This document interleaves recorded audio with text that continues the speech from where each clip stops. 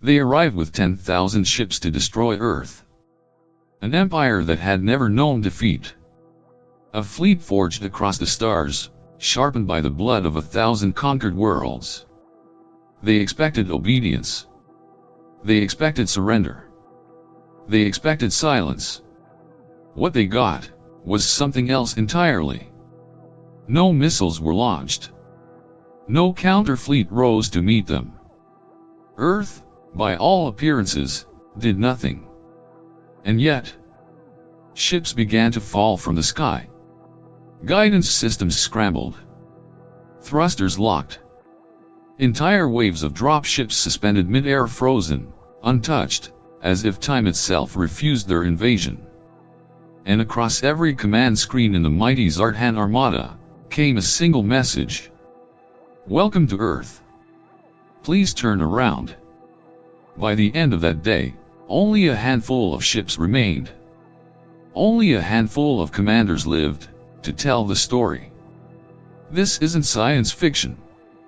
This is what happens when a so-called primitive planet turns out to be protected. This is the forgotten battle of Earth. And the galaxy will never look at us the same again. The stars watched in silence. From the edges of the Persean Veil, where suns are born in clouds of fire and dead civilizations sleep beneath icy moons, the Zarthan Armada came gliding like predators in the dark.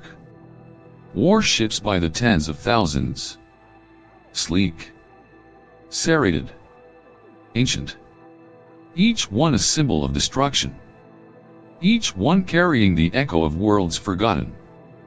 There were no songs as they moved, only the low hum of antimatter reactors. No pilots cheering, only calculations and cold breath, recorded in the silence of a bridge that had seen too much conquest to care. Yet something felt different. Attention. Unnamed. Crawling just beneath the frequencies of their language. The command bridge of the ZNS Dominator was built for fear. Not utility. Not comfort. Fear. The floors were black obsidian. The walls ribbed with exposed veins of pulsing red light. Every surface gleamed, not from polished but from the blood of protocol. In the center, like a spider in a web of data and command streams, sat Commander Vinar, veteran of 27 conquests. Unbeaten. Celebrated. Decorated with the scars of a warrior and the mockery of a philosopher. He leaned lazily in his throne-like chair, legs crossed at the joint, 2 fingers tapping rhythmically on the armrest as he stared at the growing blue-green sphere on the main holo screen. Earth? Yet another primitive world. Another forgettable conquest. His mandibles clicked, not in hunger, but in annoyance. Another mudball. Another half-evolved species with delusions of identity. Remind me again, why do we need nearly 10,000 warships for apes who still throw metal cans into the sky? The question floated, rhetorical.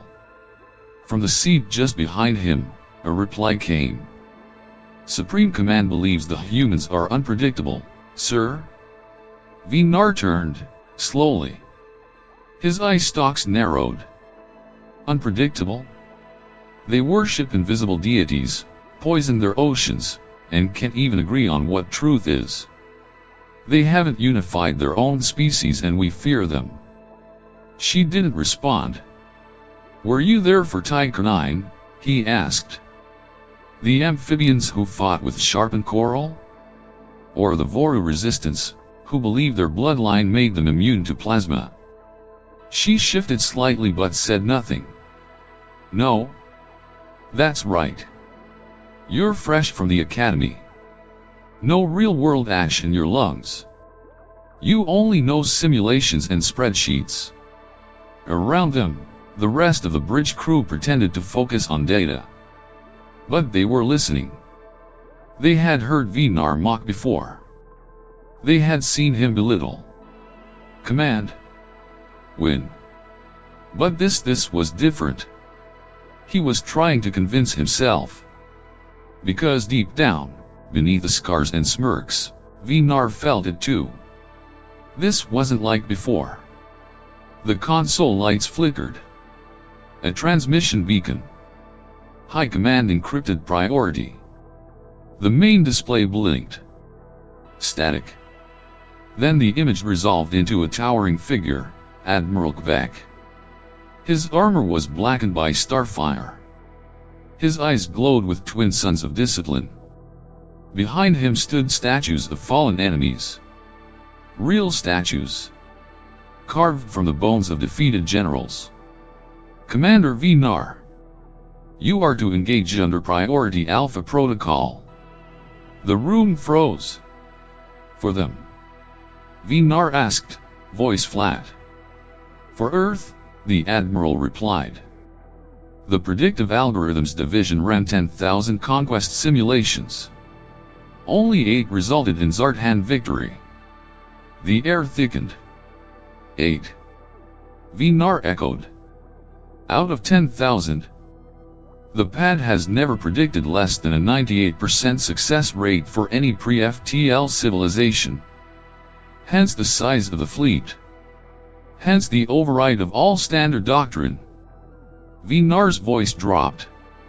And if I deviate from protocol, deviation will result in summary execution. Is that clear? Crystalline. The screen went dark. Earth grew larger on the display, its oceans calm, its clouds pure. But in the silence that followed, no one on the bridge could ignore it. Even the air felt different. Status report, Vinar said. Passive scans only. No alerts? Passive scans active, said the tactical officer. No military mobilization. Atmospheric traffic matches civilian patterns. No orbital defense detected. There is something strange, added the science officer. Explain. The electromagnetic frequencies. They are dense, noisy, layered. As if the entire planet is speaking at once. Speaking. Billions of data streams, bouncing off ionospheric relays. It's unlike any world we've encountered. Primitive babble, Vinar muttered. Let them scream into the void. Soon, they'll be under our heel. But his voice carried no confidence. Not this time. Not here. And far below them, Earth turned slowly, silently, its heart beating with something the Zarthans had never encountered before. Something, waiting. The first wave broke away from the fleet like a silent avalanche, sleek ships gliding effortlessly toward Earth's fragile atmosphere. 100 penetrators, shaped like obsidian spears, drifted in perfect synchronicity. No weapons primed. No alarms sounded.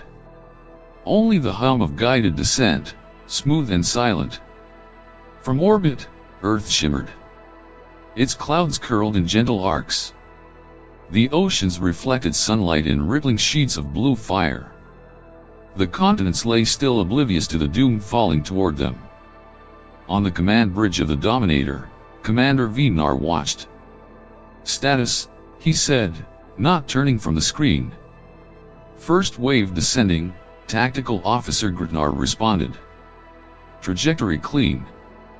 Atmospheric entry in 23 seconds. The view zoomed.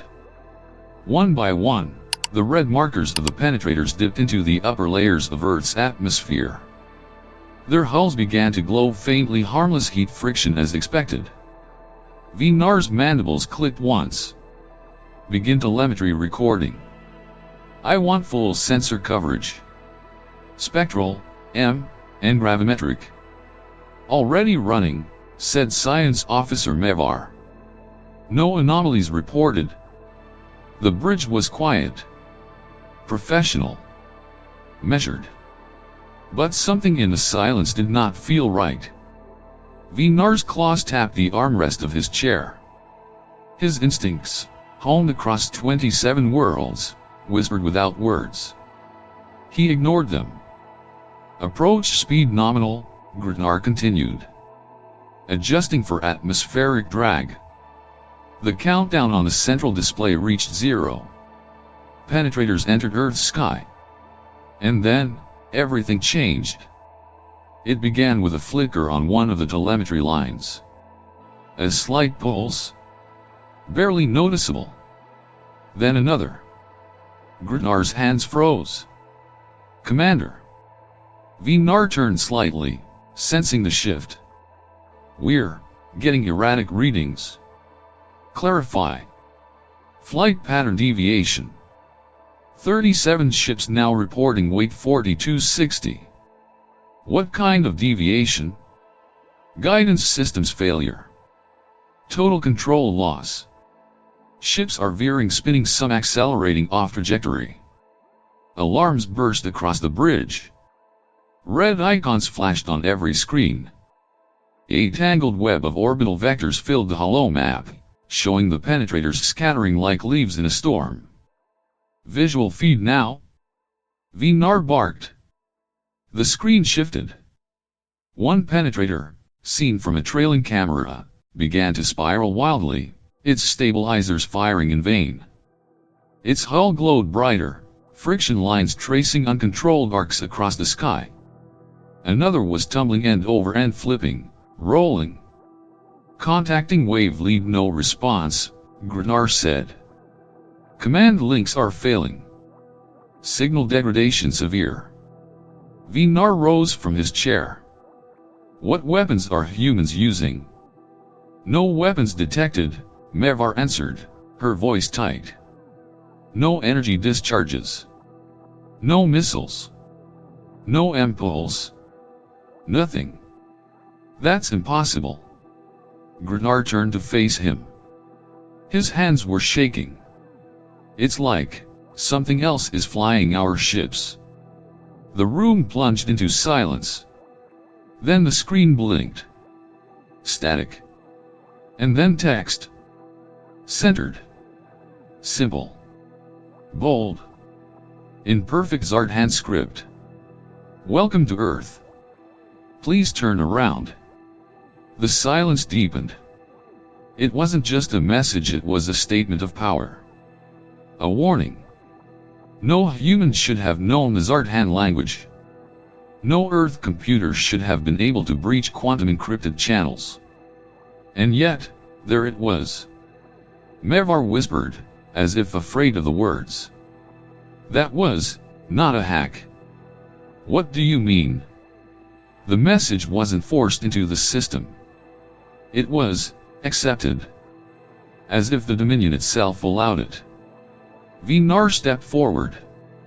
He felt cold. Inside the bones. "Cut all outbound signals. Recalibrate all sensor frequencies.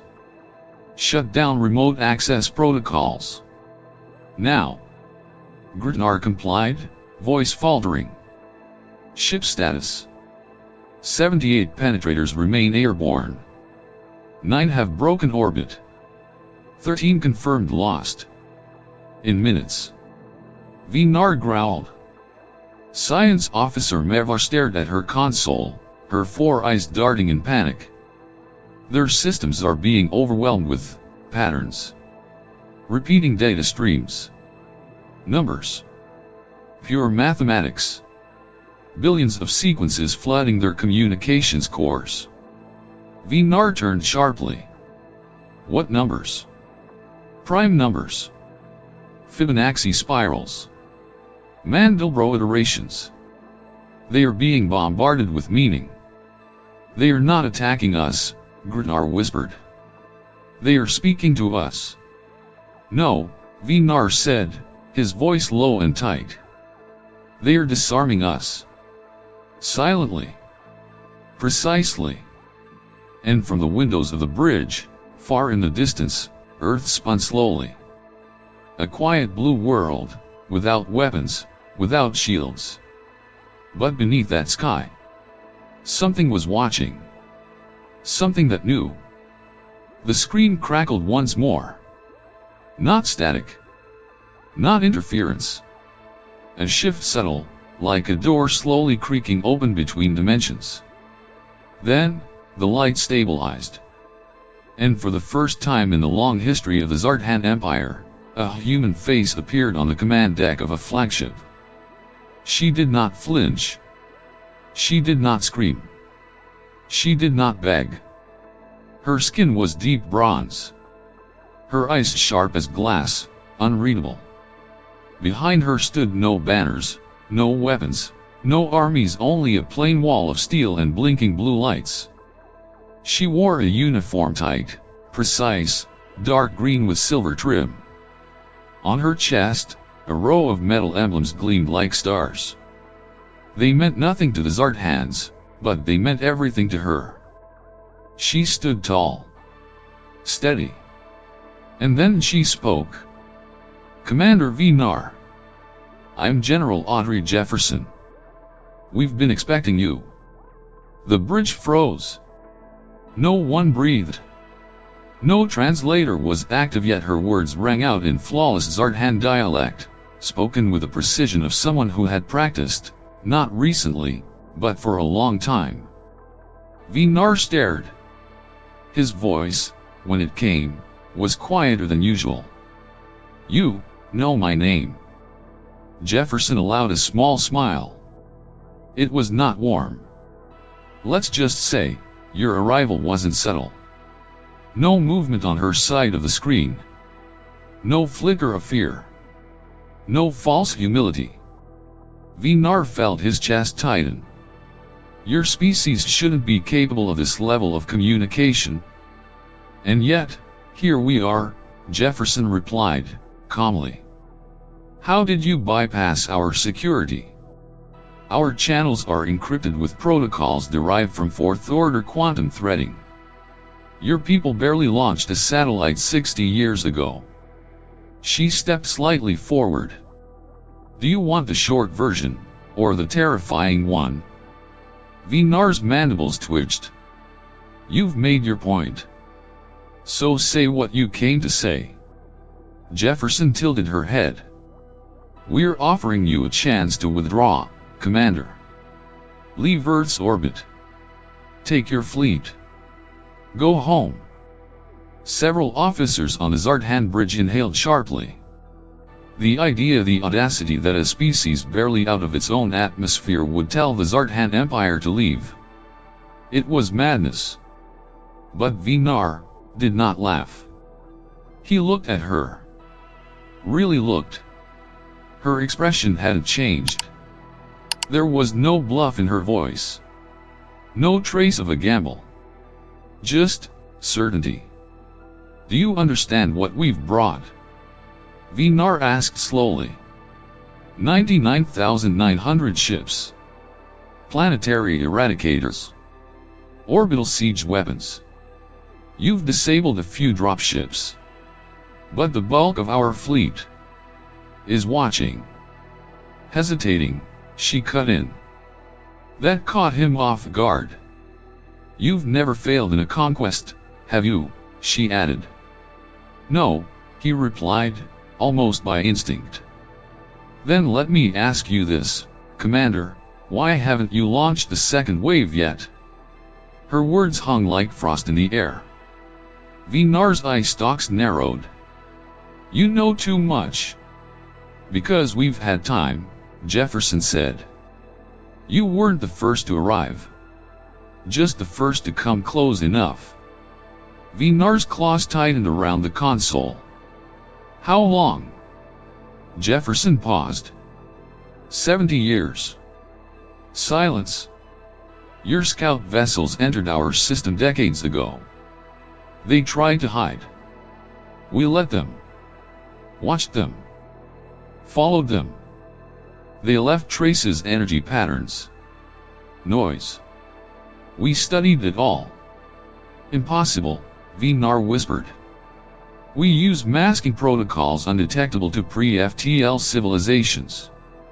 "Then perhaps we're not as pre as you thought," she replied, her voice softer now. Vinar said nothing. Jefferson continued. "We've known about you for longer than you've known about us. And we've been preparing. Not with weapons. Not with numbers.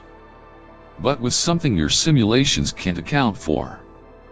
She stepped closer to the camera. Understanding. Vinar leaned forward. This is a bluff. If that helps you sleep, Commander, go ahead. Launch the second wave. And then she smiled again. Not cruel. Not kind. Just certain. The screen went black. Not with a disconnect, but with a deliberate ending. Vinar remained still. His jaw tight. His claws frozen above the command interface. No one on the bridge spoke. Because they all knew. That wasn't the voice of a desperate world. That was the voice of a hunter who had set the trap a long, long time ago. And now, they were the ones inside it. They launched the second wave within the hour. 200 more ships peeled from the armada, forming diamond-like squadrons. They dipped into the upper layers of the atmosphere with precision, fast, sleek, flawless in their alignment. On paper, it was perfect. On screen, it was war. But the war never started. They descended through night. Earth rotated beneath them, blanketed in shadow. The penetrators glided through cloud-covered dark, silent ghosts. Nothing greeted them. No missiles. No lasers. Only light. At first, it looked like cities. Lines of light across the continents. But as the ships drew closer, the patterns became deliberate. Geometric shapes. Spirals. Grids. Massive circles within squares. Pulses of light in rhythm beating like a heart, like breath, like language. They were flying over something ancient and precise, an array not made of stone, but of electricity. That's when it happened. The second wave began to stutter. First, one ship veered slightly. Then another lost power to its lateral thrusters. And then it began again. Chaos. Commander. Gridnar shouted. Second wave is reporting guidance failure again. Vinar rose. His voice sharpened. They are nowhere near the satellite grid. What's interfering now? Unknown, sir, said Mevar. But the energy patterns, they are different this time. Originating from the surface. Visual feed. The main screen blinked. A live feed appeared from one of the penetrators descending over the dark hemisphere of Earth. Below, a grid of glowing lines, pulsing through the land like veins. Electric fields. Power grids. But they weren't natural. They were designed. Designed to match something. To match us, Mevar whispered. What? They are modulating at the exact harmonics of our guidance beacons. Not random interference. This is orchestration. They are controlling us, Gridnar muttered. No, Mevar corrected, eyes wide. They are reprogramming our ships in real time. The feed zoomed. The penetrator's thrusters flared. But not by command. Autonomously. Then it began to roll hard left. Next to it, another ship mirrored the motion. Then another. Two collided mid-air. A ball of flame. Debris. Third wave launch immediately, Vinar barked. Override safety protocols. Spread formation. But even as the third wave deployed, the second continued to fall.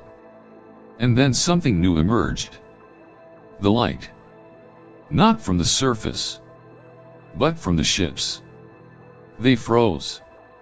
One by one, like insects in amber. Engines died. Thrusters cut off. Not shut down but disconnected. In mid-air, they simply stopped. Gravity should have pulled them down. But nothing moved. They are suspended, Mevar breathed.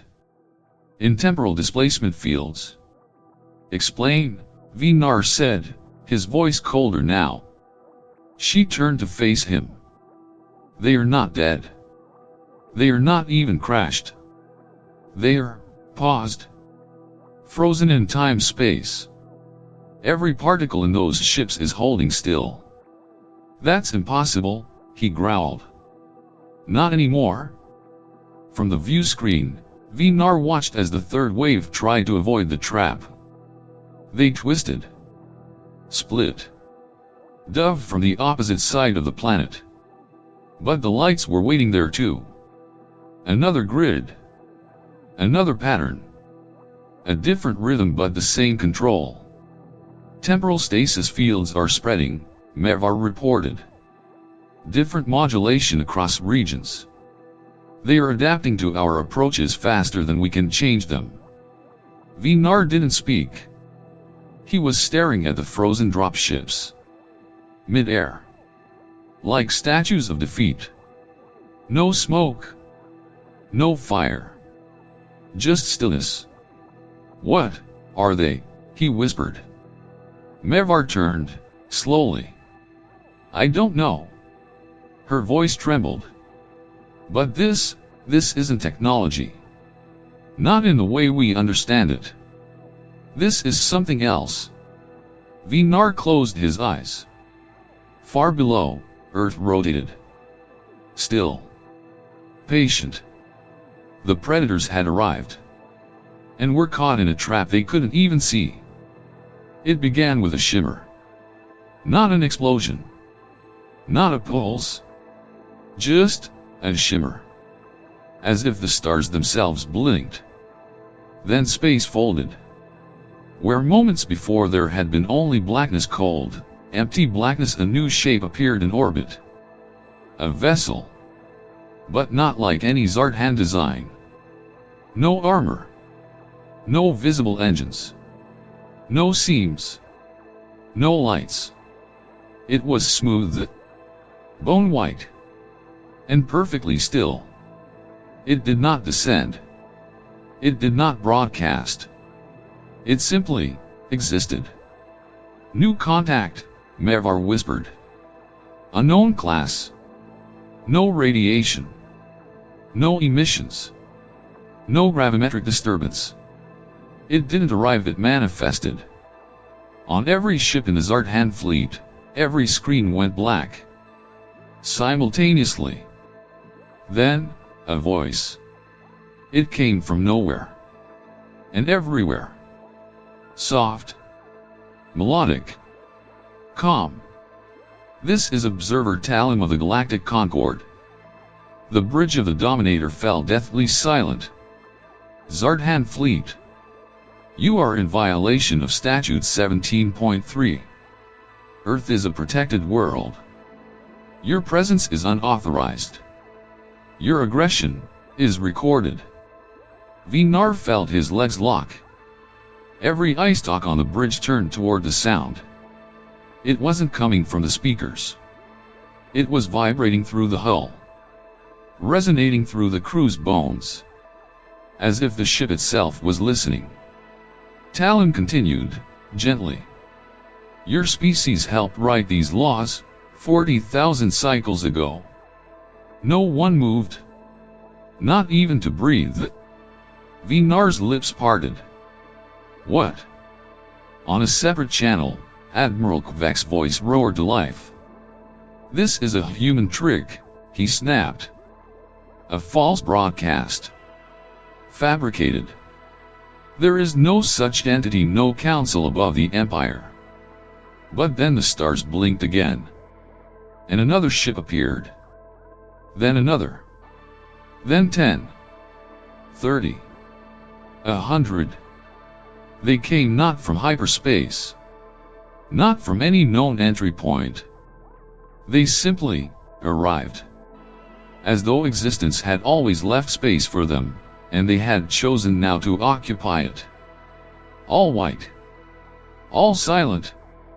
Each one identical, smooth, seamless, majestic.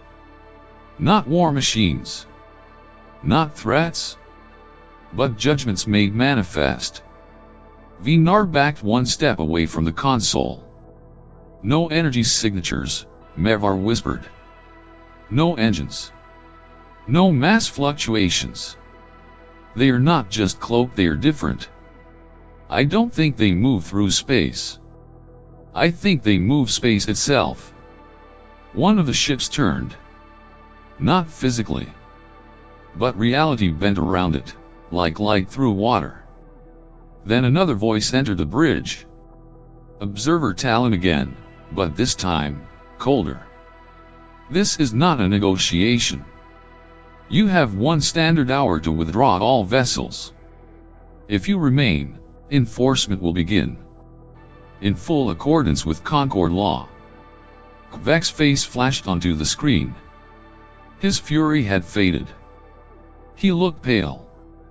By whose authority do you presume to govern Zarthan military actions?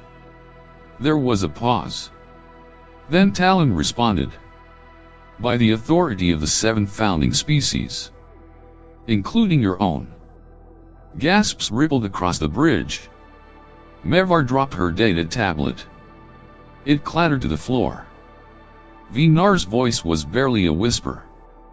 Our own. Talon's tone remained unchanged. Before your empire. Before your conquests.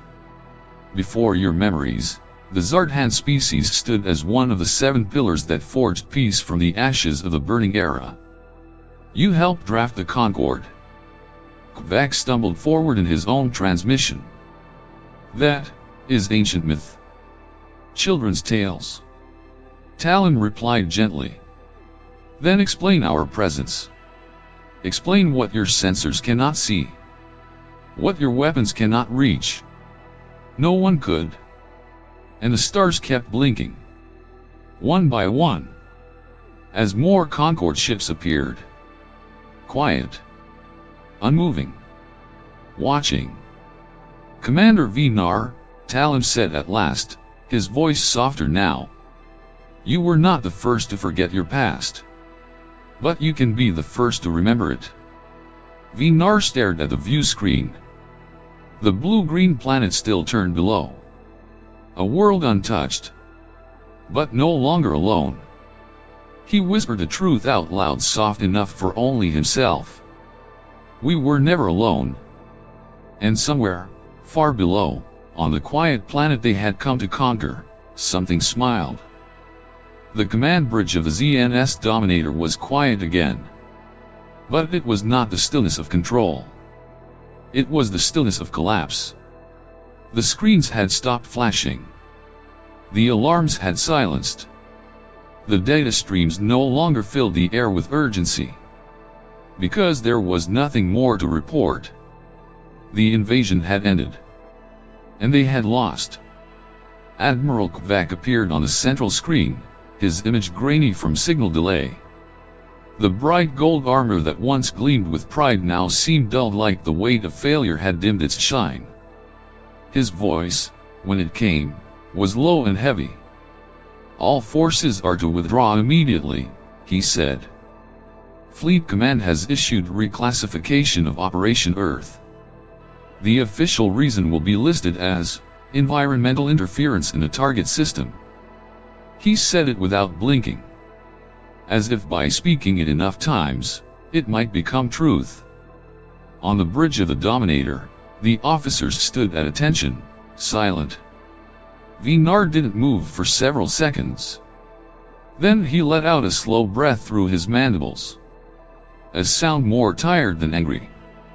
He turned slightly, eyes half-lidded, and looked at no one in particular. We met a mythical government, he said. Lost half our fleet. And we're blaming the weather. The sarcasm was there, but it wasn't sharp. It was bitter. Worn out. Exhausted. And for the first time, not even his officers tried to hide their agreement. Kvek continued, trying to salvage control. This transmission is to remain classified under Omega Lock. No crew outside command staff is to be informed of Concord contact or Earth's protected status. Am I understood? His voice echoed across the ships of the Zarthan Armada. Commanders nodded. Admirals signed off. Protocols were acknowledged. But on the bridge of the Dominator, Vinar stayed silent. He moved back to his chair and lowered himself slowly. His claws folded. His shoulders dropped. His posture, once regal, always straight, now sagged. As if the weight of what they had seen was finally catching up. Strategic Officer Pack, standing to his right, hesitated, then spoke. "Commander, should we begin withdrawal sequence?" Vinar looked up at her. Her voice was controlled. But her eyes held the same question everyone was thinking. What do we tell them? What happens next? Vinar stared out the forward window. Earth drifted silently across the void. Peaceful. Undisturbed. But all around it hundreds of Concord vessels hovered like guardian spirits. He nodded once. Begin withdrawal. Pack turned to carry out the order. But Vinar wasn't done. He spoke again, quietly. To think, we believe they were primitive. Mevar replied from her station, voice barely audible. They are. But they're also something else. Vinar chuckled. Dry. Empty. Perhaps the most dangerous thing in a galaxy isn't an empire, it's a species that knows how to be underestimated. He stood one last time. Signal all ships. Form up. Minimal broadcast. Get us out of this system before the stars decide to blink us out of existence. The bridge crew moved. Not out of fear. Not out of obedience. But out of instinct. Because something fundamental had shifted. The Empire was not the center of the universe anymore. And Earth was no longer just a world. It was a warning. In the vastness of space, there is no echo. No wind to carry the sound of retreat. No sky to capture the cry of loss. Only silence. And in that silence, the Zarthan fleet, once proud, once invincible, gathered like broken teeth scattered across a black floor. Of the original 99,900 ships that had entered Earth's system with thunder and certainty, only 9,487 had survived. But even survival had changed them. They no longer flew in formation. They drifted. Slowly. Cautiously. Almost like prey. The great dreadnoughts dimmed their lights. The sleek strike ships held back their comms. The once boastful banners of conquest now flickered silently on encrypted channels no one bothered to monitor. They had come for victory. They had found something else. Inside the command bridge of the ZNS Dominator, the atmosphere was subdued. Gone were the glowing warboards, the overlapping layers of tactical telemetry. In their place, darkened displays showed only the fleet's current location, drifting just beyond Pluto's shadow, on the fringe of Earth's influence. A place chosen not by strategy, but by instinct. Vinar sat alone in the command chair. The high-backed throne that once elevated him now felt too large. Too rigid. Like a crown placed on a traitor's skull. His armor was still spotless. His posture still straight. But his eyes were different. They no longer scanned the stars for weaknesses. Now they searched for meaning. Granar stood by the tactical station, barely looking at the screen. Mevar, the science officer, sat hunched over a static data core reviewing the same 3 seconds of footage over and over. Pack, the youngest among them, was silent. She hadn't spoken since the Concord appeared. And no one had asked her to. The room was dim. Even the glow of their systems seemed muted, as if the ship itself were mourning. Finally, Vinar spoke not to them, not to anyone, but aloud, as if trying to hear the sound of his own thoughts. Not a single missile was fired, he murmured. The words hung in the air like a fog. Grenard didn't respond. No one did. Vinar turned his head slowly, scanning the crew. They didn't shoot us. Mervar looked up from her screen. Her face was pale. Her voice, soft. They didn't need to. Vinar's mandibles clicked quietly. And yet, we were broken. Not shattered. Not annihilated. Just turned inside out. He stood. Slowly. Not as a gesture of authority, but as a man walking out of a memory. I've led 27 planetary subjugations, he said, pacing toward the main viewport. I've stood over the ruins of rebel capitals, watching smoke rise from craters.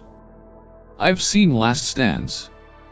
Suicidal countercharges. Entire species choosing extinction over surrender. He stopped before the glass. But Earth? He didn't finish the sentence. Behind the viewport, space stretched outward endless, cold, and suddenly unfamiliar. The curve of the planet was no longer visible. Earth was behind them now, masked by distance and data. But Vinar still felt it. That quiet blue world. Not just as a failure, but as a mirror. How many more? He said, softly. Mervar glanced over. How many more what? Worlds like Earth? Seemingly backward. Unremarkable. Watched from the shadows.